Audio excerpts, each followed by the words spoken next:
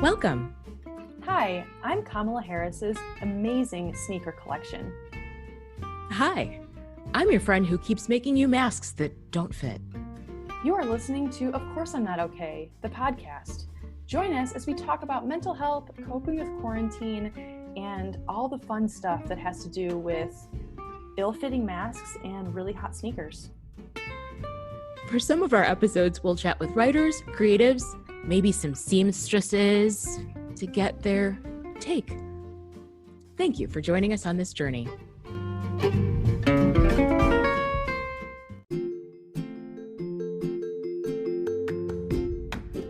Today's episode is brought to you by the Thanksgiving leftovers that, yes, they're still in your refrigerator. And no, you should not eat them. Even though some of them might not have meat in them, if they have meat in them, please throw them away immediately. But if they don't have meat in them, like maybe some stuffing or green beans, it's been too long. It's ready for the compost. And let's be honest, you're not going to repurpose that. It's over. It's over. Thank you, Thanksgiving Leftovers, for sponsoring this podcast and saving yourself from giving someone food poisoning. Karen, it's so wonderful to see you after our 2-week break. I never want to take a break again because I seriously think it's been 3 months. That's exactly how I feel, Katie. And it's so good to see you. And like you popped up on the screen and I was like, okay, everything's gonna be okay. I mean, we're not okay, but it's gonna be okay for this next hour. That's exactly how I felt. I'm like, oh my gosh, this is so nice and normal and fun and funny and all the positive things. So yes, happy post-Thanksgiving in between now and the holiday stretch. It's just nice. It's nice to touch base again. But yeah, I have to tell you that, not to dive into something negative, but I did experience a really awesomely horrible experience at the DMV the other day. Ooh. And it was one of those that reminds me of our rage episode from so long ago, because I really actually thought about the rage episode in the moment. So basically, I'll make it short, but I went to the DMV because I need an Oregon license. And I went there and I had forgotten I wanted to get my license plate also. So I needed the title, and I only live 5 minutes away from the DMV. And so I had gone through 90 minutes of standing in line, followed by 45 minutes of sitting inside. But I was actually okay with it. I'm like, whatever, this is me time. I'm just having self-care at the DMV. I can just Instagram scroll and whatever. I had totally blocked my calendar for this, no problem. So I go up and I take the test for the license, and all of that happens. And then I'm about to get my picture and be done with the whole thing. And they're like, oh, you need a title for your license plate, which of course I should have known, but I didn't think of it before. And I was like, okay, I'll just run back. So the woman at the counter was like, oh, here's a pass, and just come back and you can just skip the line. It's no big deal, because all you need is just this tiny bit of paperwork and then you're done. And I was like, oh, that's great. Really? And so I checked with 2 other people as I walked out, can I really jump the line again? And so I go home, I come back, seriously, 6 minutes later. And the guy at the front, the guy I had just seen, who had said it was okay, was like, oh no, you should never have gotten this pass. And he ripped it up in front of my face. Wait. What? For real. It was one of those things that I was like, is this happening? And there were 35 people in line. It was probably 22 degrees outside. And I was like, he's like, you're going to have to wait in line. And I was like, oh, I thought he was mistaken. I had the same outfit on. I have a bright pink mask. Maybe not that he needs to remember me, but I seriously was there 6 minutes prior talking to him. And so I was like, oh no, I just talked to you. You, what? I was speechless.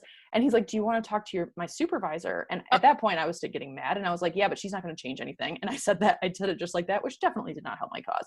And and so his supervisor came, and she's like, I had spoken with 7 minutes prior. And she's like, oh yeah, we can't do anything about this. And I was like, what? I didn't even understand, what actually just happened? Am I in an alternative universe? So anyway, I stand there in the line, and I'm waiting for another 10 minutes behind 35 people. And it's now getting to the point where it's 4 p.m. And I'm like, I'm not even going to get to the front. And so anyway, I ended up not skipping the line. I ended up going to my car and just skipping the experience, and then getting in my car and rage texting some friends And which honestly made me feel so much better. One of my friends, I hope you're listening, said that she hopes that guy steps in dog shit. And that's like the meanest thing that she can say. And that was like knowing her. And I was like, I love you so much. Like, thank you. I also hope that guy steps in dog shit.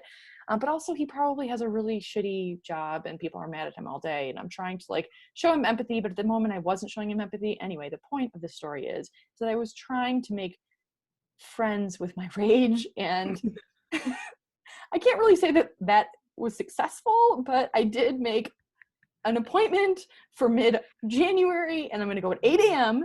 and I'm going to have everything in line, like all of the documentation. Anyway, it was just one of those things that I was like, he has so much power. There truly was nothing for me to do. Like there was absolutely no way. I'm not going to charge into the DMV and then get arrested. Like plus it's locked because of COVID. So it's a whole thing. So, okay, let's start with, I'm so sorry that happened to you. Like the DMV is not bad enough, but you like were almost done. Oh, I was like minutes. Also, Karen, this is the worst part. I wore makeup. I put on lipstick for this shit. I put on eyeliner. My hair looked less than horrible. And like, oh my gosh. I mean, I had worn like a really cute sweater for my picture. Yeah. Yeah, okay. That's a whole thing. Mm-hmm. Yeah. I was so mad. I'm enraged, of course, on your behalf. And what it's also bringing up for me, unfortunately, like I hate the Karen phenomenon. As a Black lady named Karen, it's a fucking nightmare for me. I just hate it. Yes. But I will say I do wish you'd gone full Karen on that guy. Like, don't you know who I am? Like, I just wish you'd have just like launched into this, like, yeah, I want to talk to your supervisor and I want to talk to her supervisor. You're going to bring the Secretary of State of Oregon out here to talk to me. Like, I don't know. Yeah. Get Governor Kate Brown right here. Stat. I'll wait. Wait. You know what's so funny is that's exactly what Tyler said when I came home. He was so mad. And he's like, if you had sounded elitist, you would have been a Karen. And I was like, well, yeah, I'm like, I'm not going to sound elitist. Like, I'm just mad and stewing and just like sending him really negative, like, like basically like daggers from my eyes. I don't think he could feel them. Maybe he could. I don't know, energetically. I hope that guy is there when you go in January though. And you can just like kill him with kindness. Like, hi, wow, you look great today. You look amazing. You just beam positivity. Like, he probably won't even know who I am.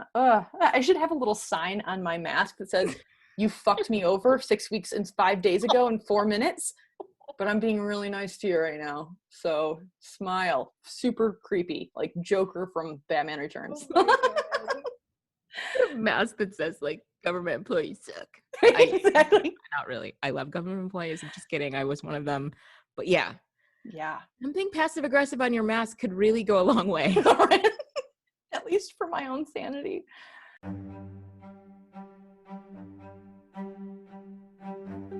Today's episode of Course I'm Not Okay, the podcast, is brought to you by your 2021 vision board. It doesn't mean anything. And in fact, this is also a message to everyone who's trying to get Katie and I to plan things for 2021. We're not planning shit. Yes, I'm specifically talking to Chase Bank because you do not allow me to refund my non-refundable airline tickets, and now I have $800, as you say, waiting for me to book new tickets.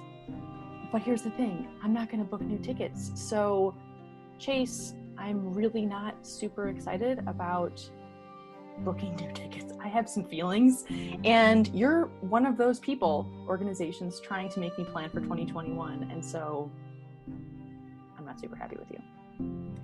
Though we would welcome your support if you want to sponsor this podcast or support us as a small woman-owned business. Then I would love you, and I'll change my tune immediately. Thank you for sponsoring this podcast.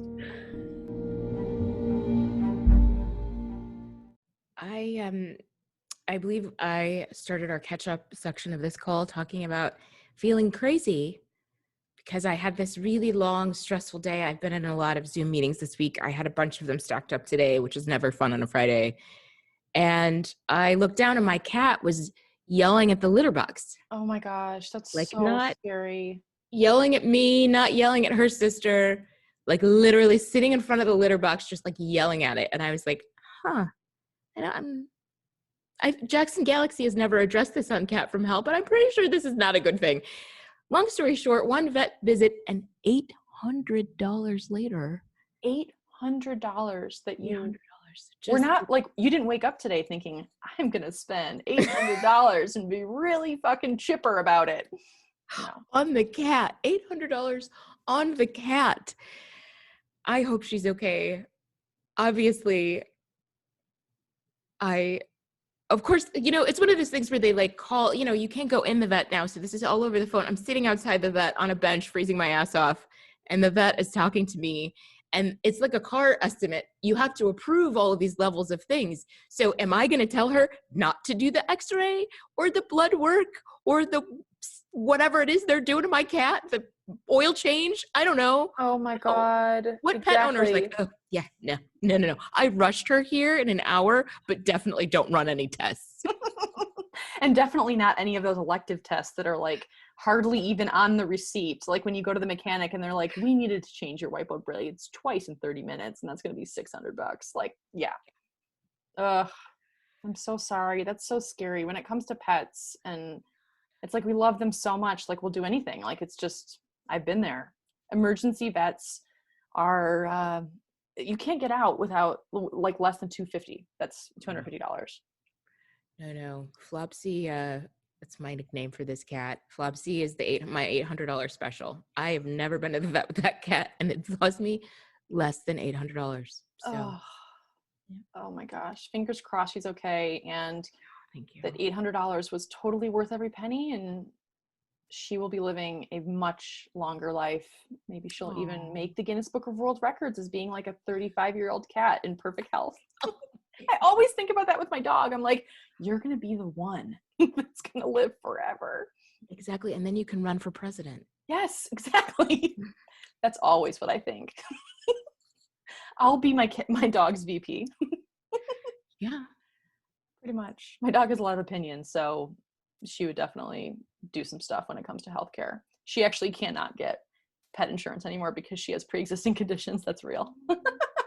It's not really that funny because she had 2 ACL surgeries several years ago.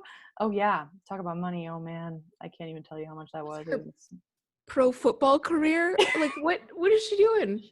She was actually like the linebacker and she was throwing a pass on the 50-yard line and she just fucking slammed instead the Beagle version was she was running on a beach and twisted her leg, and actually that was apparently beagles are like predisposed to a lot of shitty things like ACL busts and separation anxiety. Anyway, she's a very high maintenance dog that takes a lot of brain drugs and we love her for it. So it works for her. But on a totally different topic, I did want to talk today about something that, there's like a sad like version of this and then there's happy versions of this, and it's kind of, I think it touches so much of our lives. But the topic that I'm so excited to talk with you about is rituals. And the reason I want to bring this up is because I have a close friend who lost someone close to them, and it was not expected. And it's, this person went to a virtual, like a Zoom funeral the other day. And it was one of those things where they told me, they were like, oh, this funeral was actually really beautiful. It was incredibly well done. But then this person shut their computer off and they were still in their PJs in their kitchen. So it was like the lack of like in-person rituals. And what's interesting that really brings this home for me is that a couple years ago, so basically the story is that in August of 2017, my grandmother, who I was very close with, passed away. And when she passed away, because of kind of where my family lives all over the country and like how often we get together, which is only once a year, we decided not to get my extended family. We decided not to get together for her memorial service for an entire year. And it kind of made sense. It made sense in the moment, but it was weird because basically the following year after her death, I think it would have been hard no matter what, but it was really hard for me. Like I was like massively on the struggle bus, and because I missed her, but also I didn't really realize how much a ritual would have been helpful in that scenario. And so not she, but basically what happened was, by the time a year had gone by and we did the in-person memorial service in 2018, and my entire family was there, and it was a whole thing. Like it was like a full week of like, celebrating her life. The craziest thing happened, Karen. Like it was seriously, I was not expecting at all. So first off, I elected to speak at the funeral. And it was in this small church, and we did the whole funeral service, and I was, pretty much inconsolable the entire time, because there was like, she was a singer, and so there was like stuff, like actual like recordings of her singing. I had not heard her voice. It was a lot, but it was also really beautiful. Anyway, and so the craziest thing happened, which was I was walking out of the church, like physically walking out of the church, and I put one step over the threshold of the church, and something like, it was almost like I don't want to say a bolt of lightning, but it was like something changed in my brain. Like it was, and like something happened because of that ritual. It was a before and after moment for me. Like I was able to breathe easier. Like I was able to sleep better. Like it was actually like a very significant change. Like it was not just like I feel better today because I'm around my family. It was like months and now years after, I can actually tell the difference psychologically between then and now. And it was so profound that I came home, because this funeral was in Michigan, where I'm from. And it was so profound that like I ended up doing a ton of research on the brain science of rituals, and I ended up writing about it. And it turns out that, of course, there's a ton of brain science behind the power of rituals. And it's like, goes back to the beginning of time for humans. And it's like, this is what religion is based in and all of that. But anyway, it's just interesting right now, because I feel like our rituals, this funeral is one example, but there are many examples of like, what does this mean right now? Can we have the same impact with rituals right now? Or anyway, that's on my mind. Wow, such a powerful experience just seeing you talk about it, I can feel the like something shifts. It just feels like, it's just like a palpable shift. Yeah. Yes, exactly. Yes. I mean, it's like, it's just, and it's like, I'm not a religious person either. And so like, maybe people who are religious have these experiences all the time, and like, they totally get it. And they're like, okay, the before and after of whatever religious experience. But yeah, I had never experienced anything like that. And it just brings up a lot of questions around like, what are rituals right now? Yeah. And also the social aspect too of a funeral. It's not just the saying goodbye and whatever the ritual is around the funeral service itself, but there's also in the Black community, we have repasts, and you go and you sit in the church basement and you eat the same rubber chicken off of paper plates. You drink the sugary punch, right? Like there's a ritual of like sitting around reminiscing about the person in a very loose way that's like not the structure of a service. And yeah, over Zoom, you're not going to get that. And unless you set it up separately, I guess.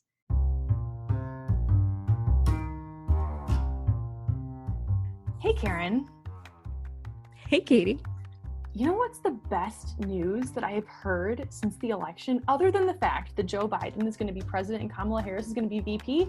It's the fact that probably on almost a daily basis, Trump is getting deeply disappointed by judges throwing out his bullshit cases. I mean, it really is the gift that keeps on giving, watching him lose over and over and over and over and over again. Which is why I am so happy that today's episode is brought to you by the judges that keep kicking those stupid lawsuits to the curb. Thank you, judges, for helping me sleep at night. You basically have been my melatonin for the past 3.5 weeks. Thank you for sponsoring this podcast. So yes, to your point about this being weird on Zoom, like that was actually something that my friend had mentioned. I mean, she went to this funeral and it was a beautiful experience. And then she was like, well, okay, now I'm in my PJs in my living room crying. And what actually would have been really helpful is if there were breakout rooms, because I know, Zoom can make breakout rooms for like more people to just talk, if it's even like, 4 people in a breakout room or 2 people in a breakout room, it would just be so nice to have something like that. And I really loved that suggestion. And I actually wonder if anyone listening has had the same experience. Like, I know that, funerals in particular are just so incredibly heartbreaking to be doing virtually. I have not yet had that experience, knock on wood, to go to a funeral virtually, but I would imagine that that would probably help a lot just to like connect. It's also, like I know I've spoken in a previous episode about like this beautiful ceremony that I went to that was an adoption ceremony, and that was a ritual. And so it was like, okay, like it was very ritualistic in terms of the judge being there and the girl that was being adopted by my friend, like, she's 3, and it was very beautiful. And I felt, even though I was in my office watching this, like I did feel connected. And so like, I don't know, I kind of think it like gives me hope. Like the fact that there's Zoom at all. I mean, I can't imagine like 1918 when the flu was hitting the US and the world, like I can't imagine like how many people didn't have any idea of like how to do a ritual. Like they literally couldn't go anywhere outside of their like house or neighborhood or whatever. I mean, at least we have this.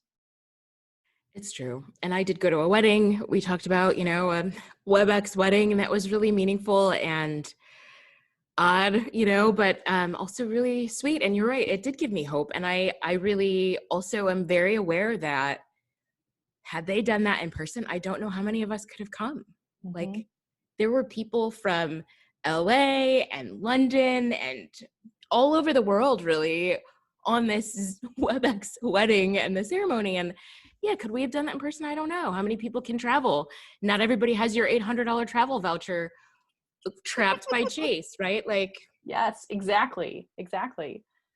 Totally. No, it's so true. And it's just, yeah, it's like, so there is beauty in the fact that we can still at least try to have rituals. I mean, one of the things that I learned in the research that I did a couple of years ago around the brain science of rituals was that in person is the most, the thing that's like so helpful. Like it's the one thing that's kind of like the hallmark of like a really effective ritual. And so with the absence of that, like I still believe that we can do rituals, but it also makes me wonder about like, I don't know, I've never actually tried this, but it makes me wonder about like if there was something that I really wanted to commemorate or honor or memorialize, like maybe I could try to do a ritual by myself. Like it's, I don't know, it's not a communal thing, but like I wonder if that would be effective, like writing a letter and like, to this person that passed away and then burning it and like walking around a beautiful, I don't know, hiking path. I don't know. It's just something that you could try. I mean, I think that's what, neither of us is religious, but I feel like that's what prayer is for people. Like it's the ritual of it and it's the generating of a certain kind of energy. I feel like that's what meditation does for people. Like, I'm thinking about the story about your grandmother, and I feel like it was an energy shift. There was something about the energy you had been carrying for that year that you needed to shift in a different way. And I feel like when I think about rituals, that's what I think about. Like you're generating a certain kind of energy. And I know it's super woo-woo, but I believe in that shit and I'm not afraid of it. Yes. I'm not afraid of it either. Actually, it reminds me of, this is probably, I have not thought about this for a long time, but this was probably 4, maybe 5 years ago. I went to a yoga retreat and there was a labyrinth on the ground. So like for people who've never been to a yoga retreat, like it's basically like a bunch of rocks that you walk around in a circle, and like at certain yoga centers or, just meditation centers, they'll have them. And I had this thing where I had talked to my therapist previous to me going to this retreat, and there was something that was really, really bothering me. And it was kind of one of those like reoccurring dream situations, and also just like kind of things that just did not go away in my mind. And so my therapist recommended that I write down pretty much everything that I was feeling, and then she knew that this retreat center was going to have a labyrinth, and I would walk around basically with this, piece of paper and then burn it at the end.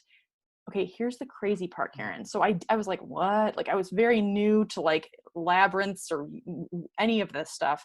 And I did it. I'm not joking. I have thought about that. I used to think about whatever I was trying to get rid of. I mean, it was, it was so frequent that it was like almost a daily thing. Now I've probably thought about it like 5 times in 5 years. And Wow. and I mean, I don't know. It was because I was like moving my body. Like there was something like physiological with it. Like, and yes, what was kind of funny was that this retreat center was so deep in the woods, they wouldn't allow burning. And so like anywhere, like I couldn't use a match, like nothing. And so I was like, damn it. And so I like ripped it up and like thought about it burning, and then it like was in a trash can, whatever. Anyway, the point is, it's like, this is now too many details, but like it did actually change. Like I mean, that thing that I thought about is still very disturbing to me, but at the same time, it doesn't have the same power. Wow. So I guess people can do rituals by themselves. Yeah, I absolutely think you can. I think it's about the intention of it. Yes. That's a really good point. Because I think that if I was kind of like, this is weird, I think I'm going to try this thing my therapist said, and then just kind of like be like, well, did that work? I actually like I was fully there. Like I was like, okay, I'm fucking doing this. Like this is going, like I'm for real, like buying into this. And I think that's what, like you said, like it's the intentionality. That's really the only reason why it mattered. It's interesting because I think there are some things that are powerful enough that will work even if you think it's bullshit at the time. Like I'm talking to you people who don't think you should be in therapy or don't want to go to therapy or are afraid of therapy or keep putting it off. Like go and sit there and think that it's bullshit, and I will guarantee you it will still help you. Yes. I mean, not as much as it helps those of us who like actually really value it and believe in it. But I think eventually you will come around. But yeah, you can sit there and be cynical and pay somebody to be cynical with you. But I do think it will still help you. Yes, that is such a strong message. Because it's like, you don't have to be like, sitting in a lotus position, levitating for 5 hours a day to be like, oh, you know what? Now is the time for me to go to therapy. Now is the time for me to try this ritual that I think might actually help me, or do whatever. Like, just try it.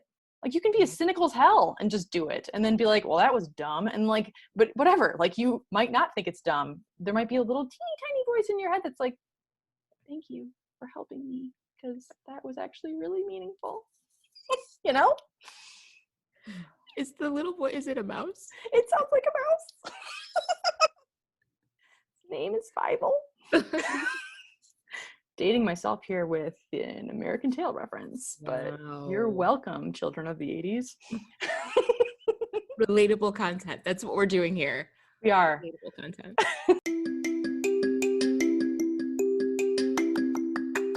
Today's episode of Course I'm Not Okay, the podcast, is brought to you by Rebelle Magazine. No, I know you've never heard of it. It's okay. It's fine. Listen, it's at rebelleousmagazine.com. It's a feminist magazine. It was founded by a mouthy black lesbian, and if you give a shit about mouthy black lesbians, you should read it, and you should send us money. rebelleousmagazine.com. Don't miss it. Check it today. I was having a conversation with a friend yesterday who he has, I mean, like all of us, been working from home since May, or since April, or what other month it is. I'm like, wait, what month is it? Since March. Anyway, speaking of time, total construct. Anyway, so he was telling me about something that he developed that he basically just made it up, and he put it in his notes. And basically what it is a list of the things that make him feel good. And it's a big list. Like, it's like, I don't know, 40 things. And so one of them is like going for a walk. Another one is like doing like a mask for like, like a spa mask type of thing, like that you can just get at the drugstore. Like another thing is just like, doing a meditation. And it's really interesting to me because he intentionally made this list, and every day he will put a heart, like an emoji heart, next to the things that he's done. And he's like, if I don't have at least 20 hearts per day, I mean, this is very intense, but like at the same time, he's made it such a ritualistic thing that it doesn't actually feel that hard. It's almost as if he's made it like I love this idea so much, because it's like already like the process of making a list like that makes you think about the things that make you feel good. And then if you're putting a heart, like you erase the hearts the next day and then you put new hearts, and like, it's just kind of this like positive reinforcement of like rituals that will at least help you. Like, I absolutely loved that idea. I think it's brilliant. I think that is a genius idea. And I am sure it is changing his brain chemistry. Like, he is firing different neurons in different parts of his brain. Like, that is absolutely helping him physiologically. I'm guarantee it. Totally. And he even told me, he was like, if you like the days that I don't feel so good, like sometimes work will just be insane. And he's like, I will realize that I forgot to do my heart list or whatever he calls it. And he'll look back on the list and he'll have done like 2 things instead of 20. And I mean, the 20 things, it doesn't mean that you have like 6 hours a day to dedicate to a bath. It's like, you know, just like, it could be just like eating a granola bar that you love or whatever it is, like stuff that like you feel good about. It could be something very small that takes like 1 second. And so, you know, it's just interesting to kind of, I strive to be the person that follows in his lead, because I think it would be good for me to even make a list like that, even if I don't do the hard thing.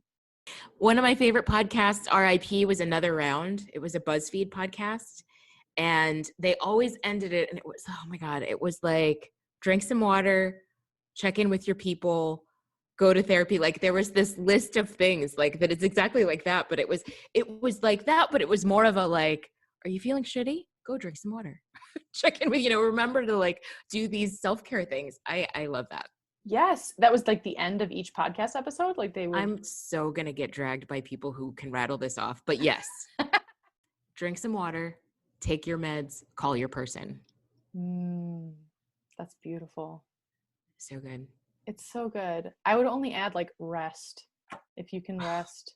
Wow, yeah. Even if it's on like the floor of wherever you're standing, if it's a private place or safe, just lay down. Or the floor of the DMV. Oh my God, can you imagine if I was just like, I'm going to take a little break, and maybe he would have been like, oh, I'm sorry that I ripped that in front of your face. You know, you can now get your picture taken. I'll probably have cried too much to my eyeliner would have ran, but whatever. It's a good thought. Worth it. That license would have been a souvenir of the time that you having a meltdown got you your way. You're so right. Next time I will just like splay out like in the middle of the DMV. I mean, there's a lot of space. I will give them credit. Like it is very socially distant in that room, but oh God, I would have had plenty of room. I could have done like a full-on fucking snow angel in the middle of the DMV and no one would have touched me. It would have been so healthy. Oh, next time. Yeah. January is it's your time to shine. Yes. I'll keep you posted. Listeners, okay, make sure to tune in. I might be doing some snow angels in the middle of DMV in Bend, Oregon. So watch out for news feeds on that, because there might be some crazy lady stories that come out. Who knows?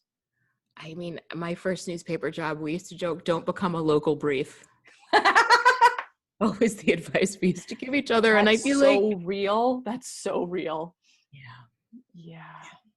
That's so real. Oh my gosh. Well, it's so good to see you, Karen. This is always so fun. And I'll see you next week. Yay.